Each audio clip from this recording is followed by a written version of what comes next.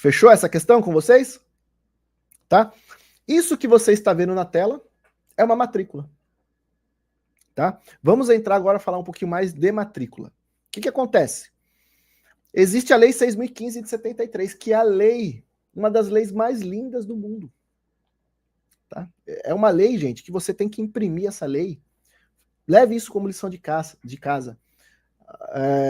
Entre lá no site do Planalto, baixe a Lei 6.015 de 73, imprima ela, tá? Você vai pegar uma caneta e você vai estudar essa lei. Isso é obrigação sua a partir de agora. Não é difícil entender a Lei 6.015 da Lei de Registros Públicos, tá? Porque você vai ter uma base muito grande sobre regularização de imóveis, principalmente entender a diferença de registro, averbação, retificação de área, vários procedimentos de regularização estão ali na Lei de Registros Públicos. Então, é importantíssimo você entender sobre a Lei de Registros Públicos. Só que é o seguinte, nem sempre foi mil maravilhas, né? Como é hoje a matrícula, né? Porque às vezes você pega uma matrícula antiga, que existem informações ali precárias, né? Descrição ruins, mas ela tem um certo controle nessa matrícula, tem uma certa organização na matrícula, tá? Mas nem sempre foi assim, gente. Antigamente, né? Antes da Lei de Registros Públicos, o sistema registral era meio bagunçado. Tá sem som? Tá saindo som, gente? O pessoal falou aí que tá sem som? Acho que tá saindo som, né? Antes desse... Voltou?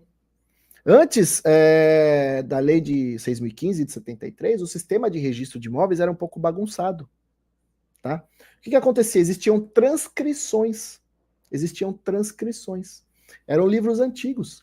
Tá? Onde a pessoa chegava com um contrato lá no cartório de registro de imóveis, e o cartório de registro de imóveis mal analisava a qualificação das pessoas, mal analisava a descrição do imóvel, a localização do imóvel. O cartório simplesmente pegava aquele documento e transcrevia no livro. Então, por exemplo, você vai encontrar registro de transcrições que fala assim, João da Silva adquiriu o imóvel de Maria Helena. João da Silva, não tem RG, não tem CPF. Quem que é a Maria Helena na ordem do dia? Não tem RG, não tem CPF, não tem nada. Comprou o quê? Comprou um imóvel situado na Cachoeira do Rio Branco, perto da pedra Sete Flechas. Você vai encontrar descrições assim, porque não se importava, não tinha muito, né, requisitos, não tinham princípios que norteavam antigamente os registros públicos. Tá? Então era meio bagunçado. Para você chegar no registro completo de um imóvel, às vezes você tinha que tirar várias certidões, porque chegava no final do livro, lá do registro, em vez de continuar logo abaixo ou na próxima folha, não, ia para outro livro. Então você tinha que realmente montar um quebra-cabeça para você conseguir entender a história do imóvel. Tá? Então, se você pega imóveis, né? E assim, gente, transcrições ainda encontram-se válidas hoje em dia, tá? Não é mais feito registro em transcrição. Tá? Ainda existem transcrições de imóveis que não foram modificados desde aquela época, que estão ainda em registro, em sistema de transcrição. Tá? Mas nem por isso são imóveis irregulares, tá? Muito cuidado. Só que o que acontece? Era um meio bagunçado, e aí chegou uma lei, a Lei 6.015, lá em 1973, que ela foi feita em 73, e falou, gente, acabou essa bagunça aí de transcrição, e agora vai ter ordem nas coisas. Né? Vai ter ordem.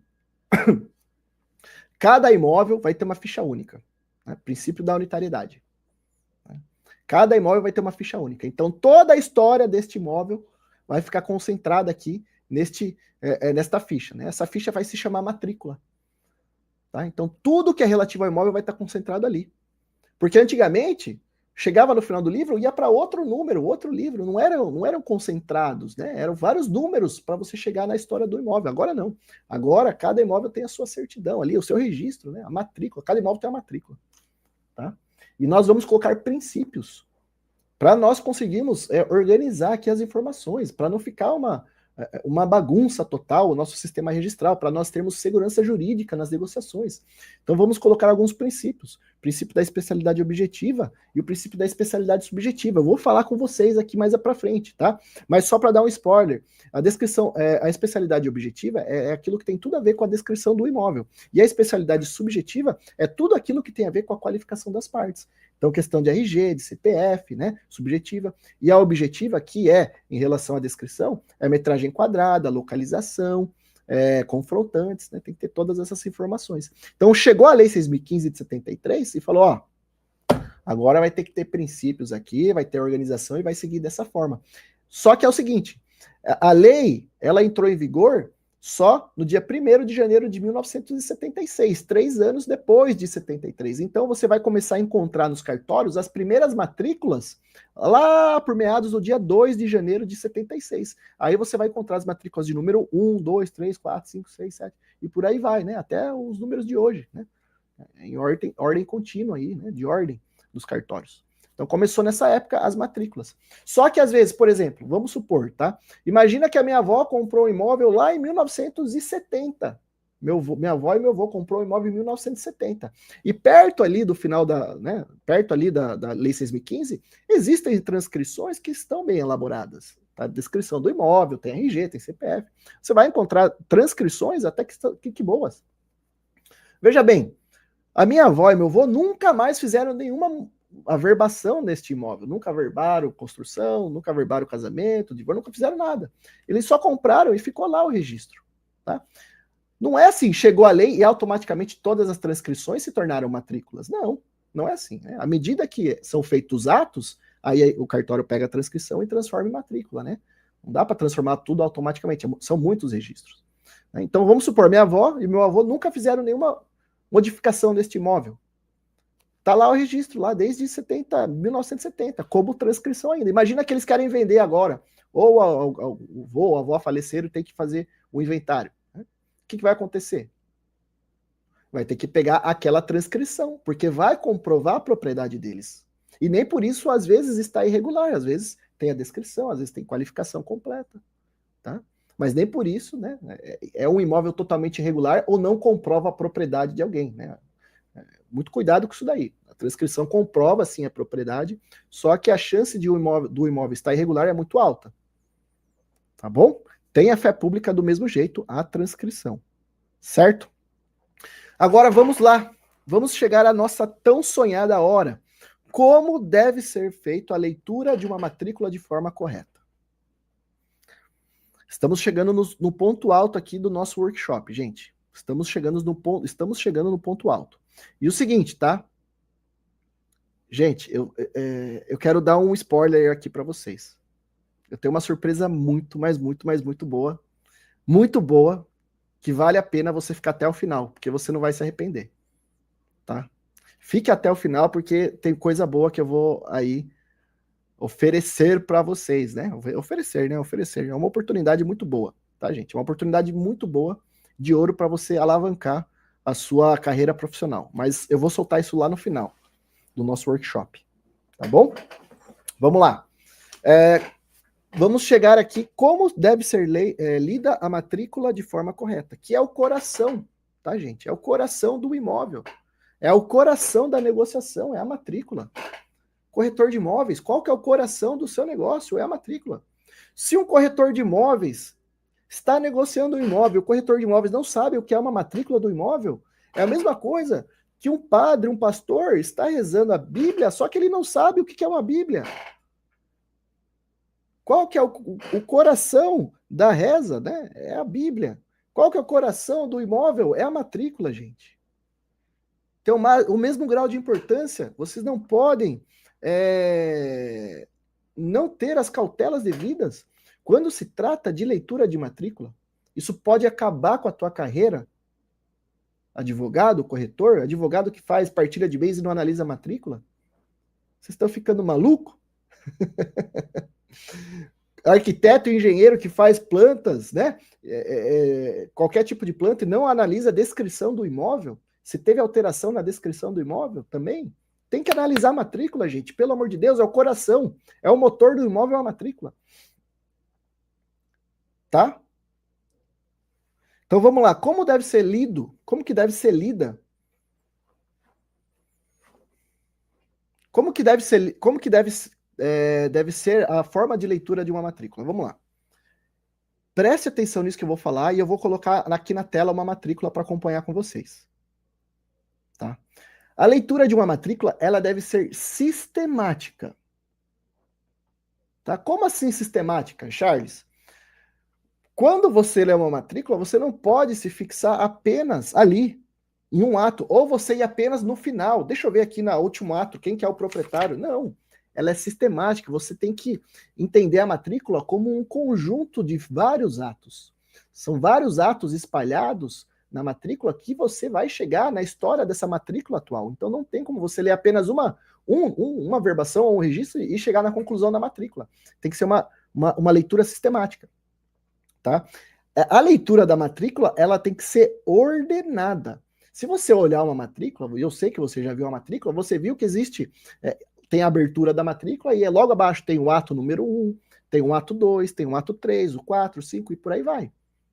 Tá? Existe uma ordem, tá? Existe uma ordem de lançamentos na matrícula. Tá? Então você tem que seguir na sua leitura essa ordem cronológica dos registros e das averbações.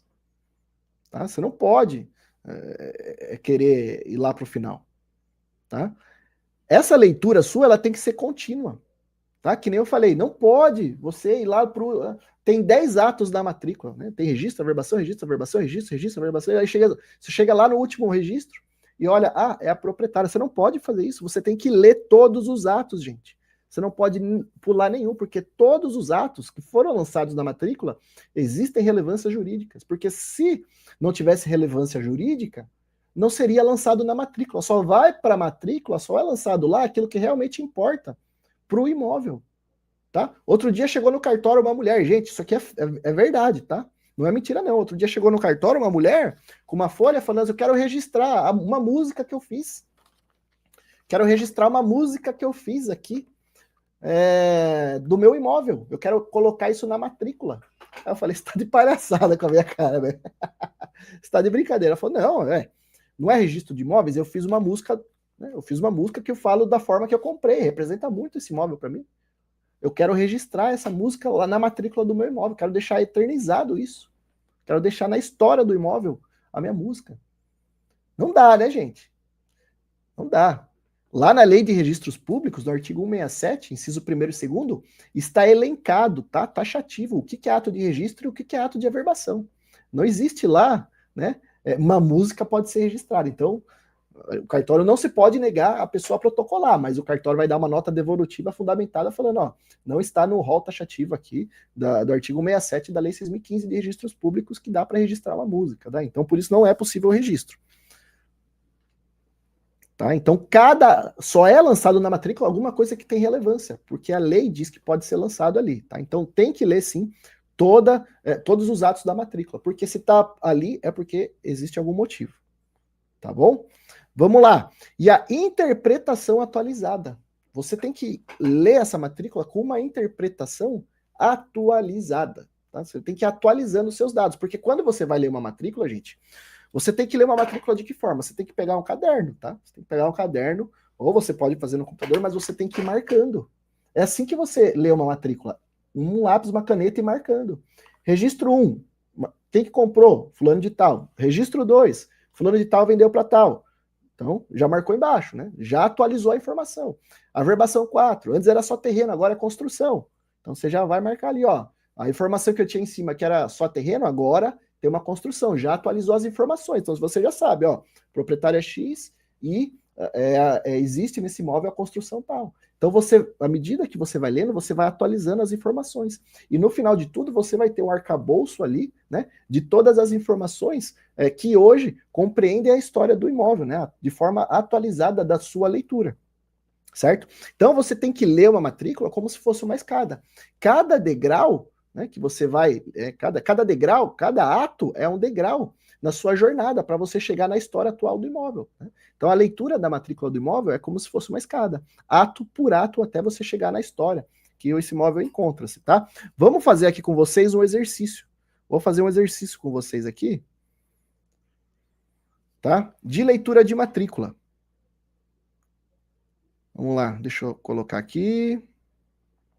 Ó, gente, vamos lá, fazer um exercício com vocês aqui da leitura de uma matrícula. Então, isso daqui que vocês estão vendo na tela, tá? Deixa eu colocar desse lado aqui para eu acompanhar. Isso aqui que vocês estão vendo na tela é uma matrícula, tá? É a parte inicial da matrícula. Então tá lá. Essa parte de cima aqui é o cartório que fez essa matrícula, né? Primeiro cartório de registro de imóveis de Sorocaba, que era o cartório o qual eu atuei por 20 anos como escrevente. Aqui sempre vai ter o número da matrícula, né? Cada imóvel tem um único número, tá? Unitariedade. Então, cada imóvel vai ter um único número de matrícula e toda a história vai estar aqui nessa ficha que se chama matrícula, tá? Então, tá, olha lá, vamos lá. Logo no começo vai vir a descrição do imóvel. Então, aqui fala o lote 10 da quadra B10, né? Lote 10 da quadra B10, lá do loteamento Jardim Santa Marina, né? Com frente para a rua 9, mede 6,50, lado esquerdo, lado direito, confronta com lote 9, lote 11, enfim, totalizando tantos metros quadrados. Para quem tem o olho de águia aqui, já viu que tem uma coisinha errada aqui, né? Uma irregularidade, mas tudo bem. Não é esse o objetivo. Aqui eu não estou querendo falar dessa regularização propriamente dita. Eu estou querendo ensinar vocês a ler uma matrícula. Então, só nesse primeiro olhar aqui da matrícula, você já tem informações. Ó, então eu já sei o quê? Vai marcando no seu caderno aí, vai marcando. Eu quero que vocês façam esse exercício. Que informação que a gente tem só na abertura? Então, que é um lote 10 da quadra B10. Fala de construção? Não fala. Então, ainda é só lote. Qual que é a metragem quadrada? 129 metros quadrados, 0,90. Tá? Que mais? Faz frente para a rua 9. Não tem número, não tem nome de rua oficial ainda, é rua 9. Tá? Então, você já tem algumas informações aqui. Se a matrícula parasse aqui, né? Parasse aqui, ó, embaixo, por exemplo, essa é a informação que você tem da matrícula, que é só terreno que tem 129,90. E quem que é a proprietária? A proprietária é essa PJ aqui, né? Essa pessoa jurídica, loteadora, comercial e incorporadora, enfim, RG e CPF, né? CNPJ. E o cadastro da prefeitura, que é o IPTU. Então, essas são as informações iniciais, inaugurais da matrícula. Então, aqui você já está, né, sabendo qual imóvel que você está mexendo, né? Você está negociando, você vai regularizar, certo? Então, vamos lá. Lembra que eu falei que é uma leitura sistemática, contínua, organizada, que você vai atualizando no seu caderno, na sua interpretação? Vamos lá, vamos atualizando agora os dados. Vamos continuar lendo a matrícula. Olha lá, o primeiro ato, a verbação 1, tá? Charles, qual que é a diferença de registro e averbação? Está lá no artigo 167, inciso 1º e 2º da Lei 6.015, a diferença de registro e averbação, tá? Mas só para dar um spoiler aqui para vocês, um spoiler não, um contexto, para ficar fácil de entendimento. Isso aqui não tem em livro nenhum, tá? Pensa que o registro é algo mais potente, algo que grava um direito real, algo que transmite uma propriedade, tá? É como se fossem os principais atos de uma matrícula que geram uma grande força, tá? E certamente vão estar ligados a direitos reais. Uma venda e compra, uma doação, uma hipoteca, uma alienação fiduciária, tá? Uma desapropriação, tem um grande impacto na matrícula. Já as averbações, elas têm menor grau de importância. Não é que tem menor grau de importância, tá? Esquece isso. Não é menor grau de importância. Mas geralmente as averbações, elas são acessórias do principal. Então o registro, ele é o principal e as averbações, elas são complementares. Então, fiz o registro da venda e compra em nome do Pedro. Ele era solteiro na época. Agora o Pedro se casou, então eu vou adicionar a informação que o Pedro, ele ainda continua proprietário, só que ele se casou. O Pedro deu um problema lá no RG dele, mudou o número do RG dele, então eu vou averbar, vou complementar o principal. Mudou o nome da rua, é uma averbação, né? Já está registrado ali. Então eu só estou complementando, adicionando informações. Então, geralmente, as averbações são algo, né, que são atrelados sempre ao principal. Tá? Isso daqui é um conceito básico, né, gente? Não é doutrinário isso que eu estou falando, mas é só para você ter uma consciência na cabeça. Mas quer ter uma resposta mais afirmativa? Vai no artigo 167, inciso 1º e 2º, que lá tem um rol elencando, né, como se fosse uma tabela do que é ato de registro e averbação. Certo? Vamos lá. Então, aqui na verbação 1, o que teve na verbação? Uma hipoteca. Nossa, Charles, mas você falou que a hipoteca é um ato de registro. Exatamente, é registro. Só que nesse caso, a hipoteca, ela foi feita lá na matrícula mãe. Então, o registro está na matrícula mãe. Nessa abertura, ela só foi transportada para cá. Então, ela vem como uma verbação, porque já existia a hipoteca. Então, quando foi aberto esse lote, só foi transportado para cá. Então, o primeiro ato é o quê? Uma hipoteca. Tá? Então, agora você já tem uma informação atualizada no teu caderno, que é lote, que tem 129 metros quadrados, que está em nome de tal e que existe hipoteca sobre o imóvel. Vamos lá, continuando. O ato 2. Pelo requerimento de 1991, averba-se que sobre o imóvel desta matrícula foi construído o prédio X da Rua 9, com a área de 21 metros quadrados. Opa!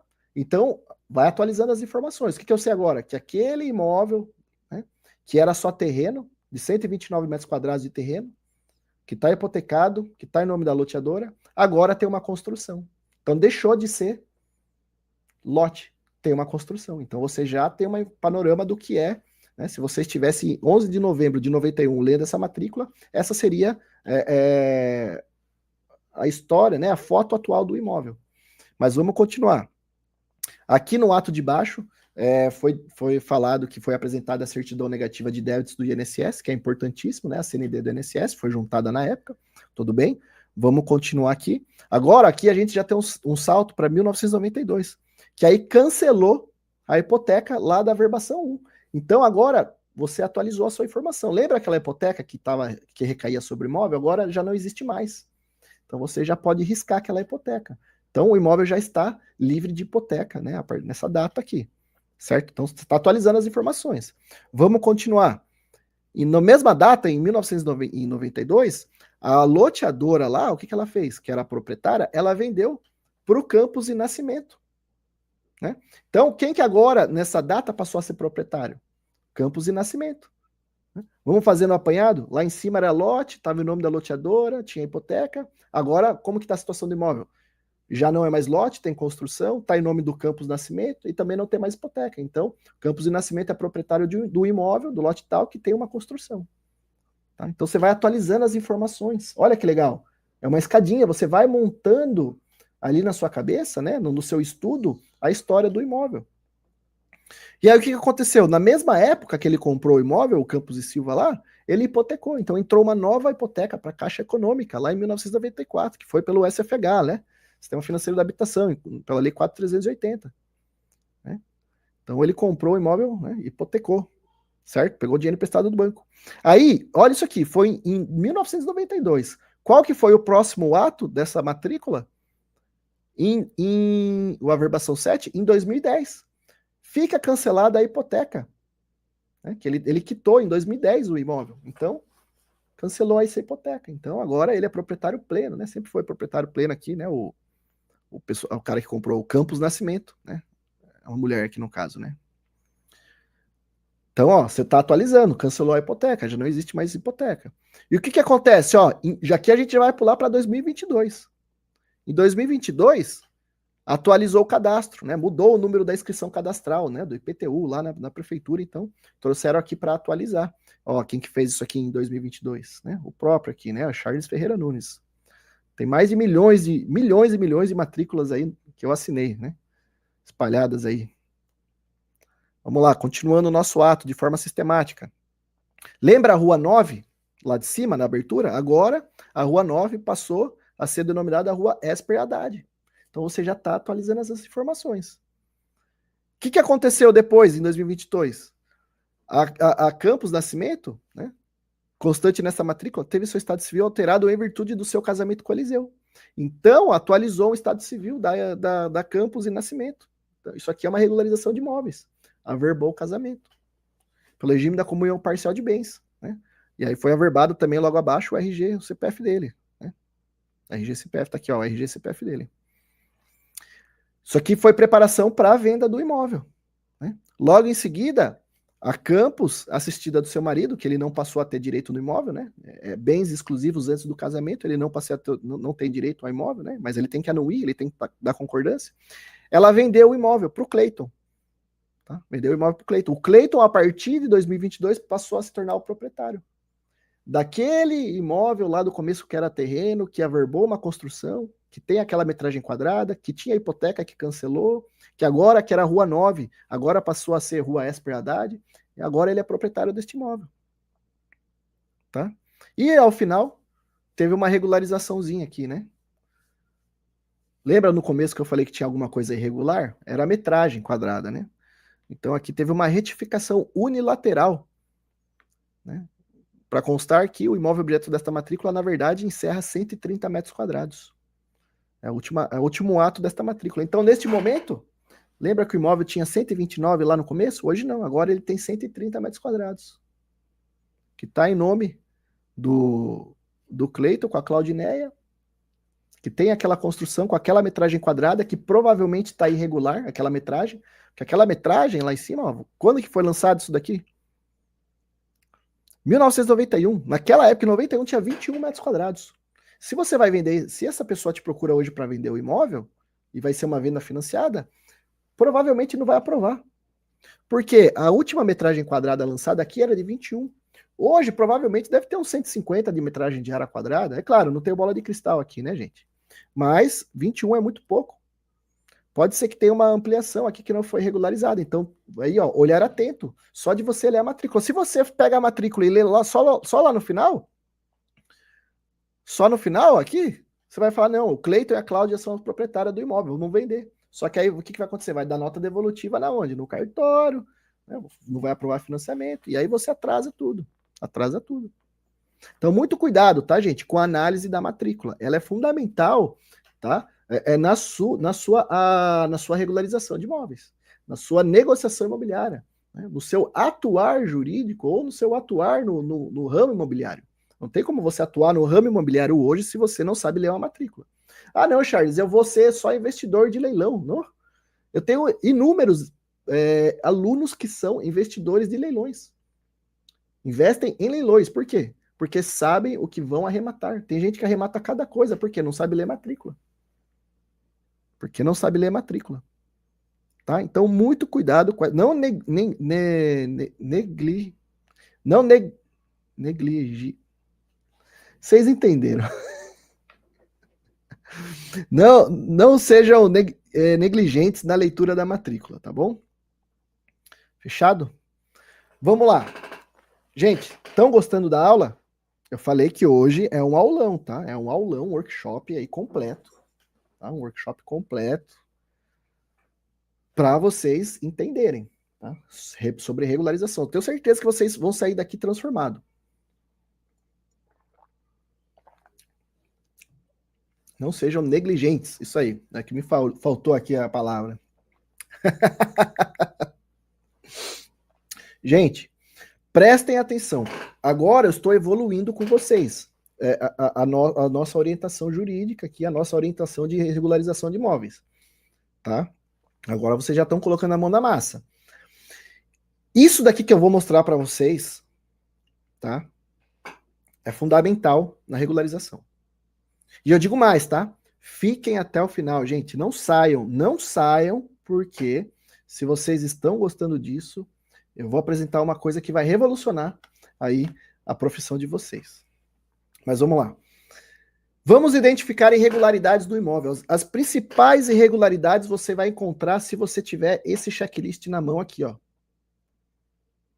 Se você tiver esse checklist, se você tiver essa orientação, eu tenho certeza que você já vai conseguir encontrar muitas irregularidades no imóvel, na matrícula do seu cliente. Como que eu identifico as principais irregularidades? Tá? Tô falando aqui as principais. Lembra que eu falei das especialidades objetivas e subjetivas, que você tem que entender que são princípios? Nossa, Charles, tem que entender de princípio? Tem, porque tem tudo a ver com regularização. Falhas do princípio da especialidade objetiva, que são problemas ligados à descrição do imóvel. Tá? Pensa o seguinte, qual que é o objetivo do cartório de registro de imóveis? É cuidar do imóvel, né? É cuidar do imóvel. Então a especialidade objetiva tem a ver com o imóvel, tem a ver com a descrição, tem a ver com metragem quadrada, confrontação, com perímetro, com medidas, tudo aquilo que tem em relação direto com a descrição do imóvel. Então a especialidade objetiva está ligada à descrição. O que você tem que observar na matrícula do imóvel?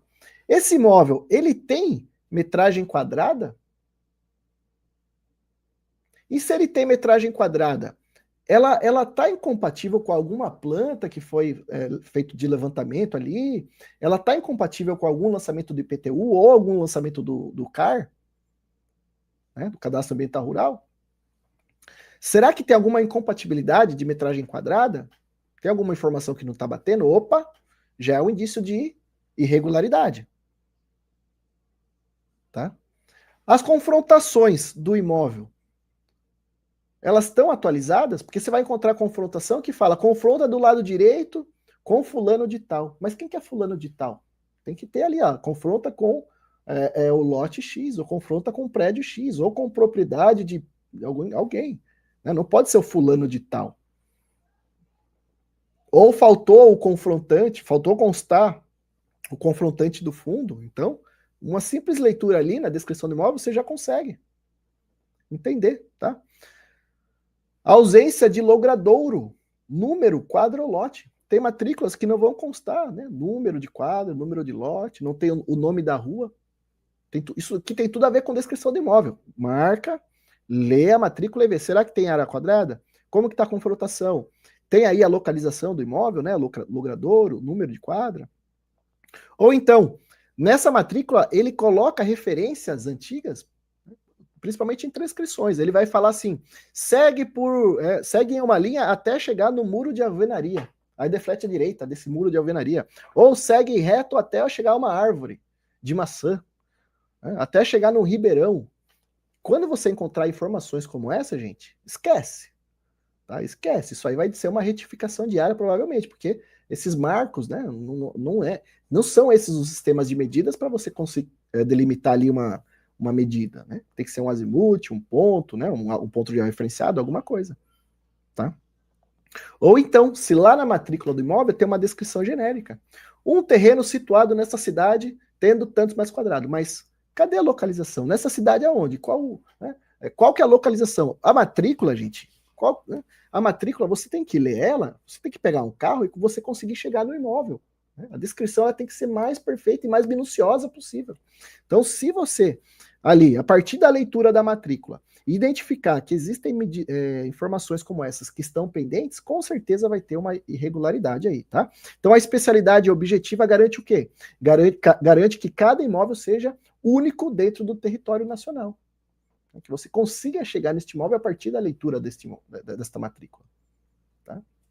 Então, atenção a este ponto, certo? Atenção a este ponto.